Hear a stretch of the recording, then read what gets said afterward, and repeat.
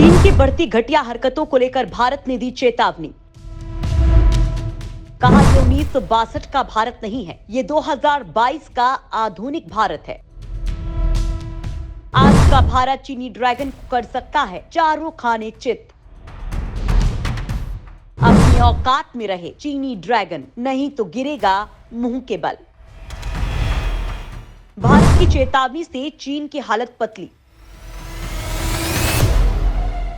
सर्दियों में कुछ प्लान करने की सोच रहा था ड्रैगन। दोस्तों, चीन की बढ़ती हरकतों को देखते हुए भारत ने ड्रैगन को खुलेआम ललकार दिया है। उसने चीन को धमकी दी है कि वो उसे हल्के में लेने की गलती ना करे। ड्रैगन उसे इस साल 1962 का भारत नहीं समझे, ये साल 2022 का आधुनिक भारत है, जो कई एडवांस हथियार और मिसाइलों का जखीरा अपने में समेटे हुए है। आज वो चीन को ऐसा मुंह तोड़ जवाब देने के काबिल है कि चीन चारों खाने चित हो जाएगा। आज भारत की ताकत इतनी बढ़ चुकी है कि वो दुनिया की चौथे नंबर पर आकर खड़ी हो गई है। वहीं कुछ मामलों में तो वो चीनी ड्रैगन से भी आगे है। ऐसे में भारत को हल्के में लेना चीन को बहुत भारी पड़ सकता है। भारत की चेतावनी सुनकर चीन की हालत खराब होने लगी है और वो सीमा पर जो हरकत करने की सोच रहा था, उस पर एक बार फिर से सोचने पर मजबूर हो गया है। दरअसल दोस्तों, चीन ने सर्दियां आते ही सीमा पर अपनी घटिया हरकतें दिखानी शुरू कर दी। उसकी ये हरकतें बढ़ती देखकर भारत ने उसे ललकार दिया और वापस अपने बिल में दुबकने को कहा।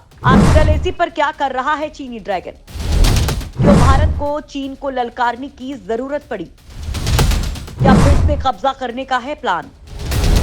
क्या फिर से दोहराई जाएगी गोगरा वाली घटना? ये सब जानेंगे हम इस वीडियो में, तो आप ये वीडियो अंत तक जरूर देखिएगा। दोस्तों, अपनी फितरत से मजबूर चीन ने सीमा पर अपनी घटिया हरकतें दिखानी शुरू कर दी हैं। इसे लेकर कई बार कोर कमांड की बातें की गई और कितनी बार विदेश मंत्री से लेकर तमाम बड़े नेता मिलकर बात कर चुके हैं, लेकिन चीन अपनी धोखेबाजी और चालबाजी वाली भूमिका नहीं छोड़ता। दोस्तों, चीन एक दो देशों तक नहीं बल्कि अपने साथ सीमा साझा करने वाले हर देश से उलझा हुआ है। वो पूरी दुनिया में इसके लिए बदनाम भी हो चुका है, कई बार बेइज्जत भी हो चुका है, लेकिन फिर भी उसे अपनी घटिया हरकत नजर नहीं आती। वहीं सीमा साझा करने के मामले में भारत की बात करें तो चीन उससे 3488 किलोमीटर लंबी सीमा साझा करता है, लेकिन वो इस पूरे एरिया पर अपनी दादागिरी मानता है और आए दिन यहाँ कब्जा करने की कोशिश भी करता है। कुछ ऐसा ही इन दिनों देखने को मिल रहा है। इस बार सर्दियों में चीन एलएसी पर कोई नई पैंतरेबाजी करते हुए नजर आ रहा है। भारतीय सेना के अधिकारियों का कहना है कि सर्दी शुरू होते ही पीएलए के पश्चिमी थिएटर कमांड और रिजर्व के रूप में लाए गए 3 संयुक्त सशस्त्र ब्रिगेड की आवाजाही शुरू हो गई है। हालांकि इन पर नजर रखी जा रही है, लेकिन माना जा रहा है कि चीन यहाँ कुछ और प्लान करने की तैयारी कर रहा है। आपको बता दें कि पीपल्स लिबरेशन आर्मी यानी पीएलए की वेस्टर्न थिएटर कमांड के पास ही भारत से लगी सीमा की सुरक्षा की जिम्मेदारी है। वहीं सर्दियों में भारतीय सेना की स्थिति में भी बदलाव चल रहा है, लेकिन सभी की नजरें पीएलए के पश्चिमी थिएटर कमांड और 20वीं पार्टी कांग्रेस से 1 महीने पहले चीनी सेना की ओर से रिजर्व के रूप में बुलाई गई 3 संयुक्त सशस्त्र ब्रिगेड की गतिविधियों पर है। भारत और चीन सीमा पर तनाव जारी है। इस बीच चीनी सेना अपने वेस्टर्न थिएटर कमांड को मजबूत कर रही है। वहीं भयानक सर्दियों में भारतीय सेना की स्थिति इस बात पर निर्भर करेगी कि ब्रिगेड अपने ठिकानों पर वापस जाएंगी या तिब्बत की ठंड में टिकी रहती हैं। भारत के विदेश मंत्री एस जयशंकर कई बार कह चुके हैं कि उनकी कोशिश एलएसी पर शांति और स्थिरता, द्विपक्षीय संबंधों को बहाल करने की है।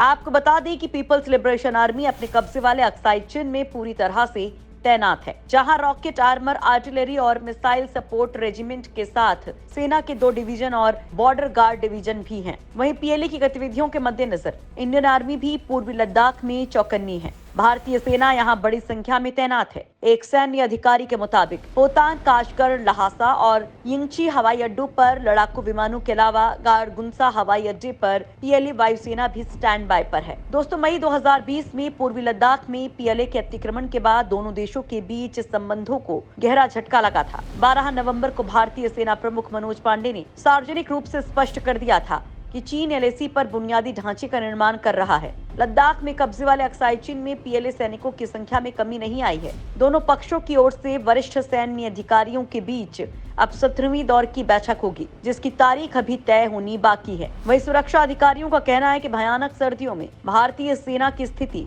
इस बात पर निर्भर करेगी कि ब्रिगेड अपने ठिकानों पर वापस जाएंगी या तिब्बत की ठंड में टिकी रहती हैं। हर ब्रिगेड में 4500 सैनिक शामिल हैं। एक संयुक्त सशस्त्र ब्रिगेड को चीन भूटान सीमा के पास सिलीगुड़ी कॉरिडोर के पास फरीदजोंग क्षेत्र के आसपास रिजर्व के रूप में तैनात किया गया है। 2 अन्य ब्रिगेड को अरुणाचल प्रदेश में तैनात किया गया है। इन्हें पूर्वी और दक्षिणी थिएटर कमांड से वेस्टर्न थिएटर कमांड में शामिल किया गया था। वहीं भारतीय सेना ने पैंगोंग झील में भी नए लैंडिंग क्राफ्ट और गश्ती नौकाएं तैनात की हैं। आपको बता दें कि पैंगोंग झील की लंबाई 135 किलोमीटर है। झील का एक बड़ा हिस्सा तिब्बत के अधीन है। पैंगोंग झील को दुनिया की सबसे ऊंची खारे पानी की झील भी कहा जाता है। ये लेह से 54 किलोमीटर दक्षिण पूर्व में स्थित है। मीडिया रिपोर्ट्स की माने तो लैंडिंग क्राफ्ट में 35 सैनिक या एक जीप और 12 जवान सवार हो सकते हैं। सैन्य अधिकारियों का कहना है कि चीनी पेले की निगरानी के लिए खरीदी गई नई स्पीड बोट्स 35 समुद्री मील की गति पर पहुंच सकती हैं। दोस्तों, अब चीन में 20वीं पार्टी कांग्रेस खत्म हो चुकी है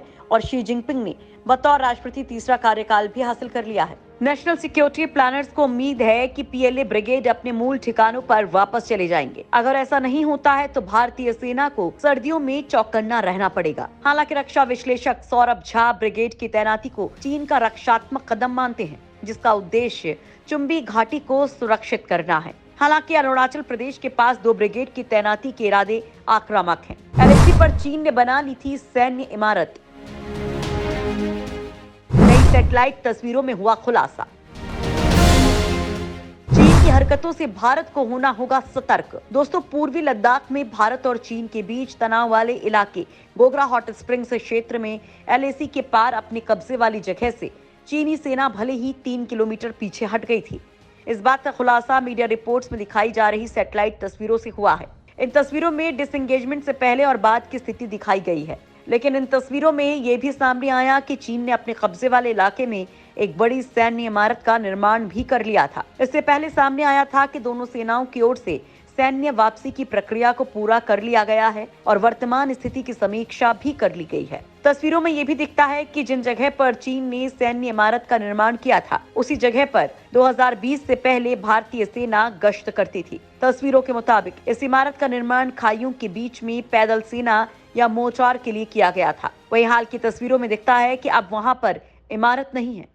इन तस्वीरों में किसी भी बफर जोन या नो मैंस लैंड की सीमा को नहीं, बल्कि चीनी सैनिकों की स्थिति को केंद्रित किया गया है। दोस्तों, चीन की जिस तरह से हरकतें बढ़ती जा रही हैं, उसके बाद भारत को उससे ज्यादा आक्रामक होने की जरूरत है। उसने चीन को साफ साफ कहा कि अब चीन हमें 1962 वाला भारत समझने की भूल बिल्कुल भी ना करे। हम 2022 का अत्याधुनिक देश हैं। देश ने हर मोर्चे पर तरक्की कर ली है। सेना ने कहा कि न केवल इंफ्रास्ट्रक्चर के फील्ड में बल्कि हर क्षेत्र में भारत काफी आगे निकल गया है। भारतीय सेना ने चीन को चेताते हुए कहा कि भारत पिछले 60 सालों में अपनी सैन्य शक्ति को बहुत ज्यादा मजबूत कर चुका है। सेना के पूर्वी कमान के प्रमुख लेफ्टिनेंट जनरल आरपी कलिता ने ड्रैगन को धमकाते हुए कहा कि भारतीय सेना किसी भी परिस्थिति से निपटने के लिए पूरी तरह से तैयार है। वैसे तो पूर्वी कमान के प्रमुख का कहना है कि पूर्वोत्तर में धीरे धीरे शांति कायम हो रही है।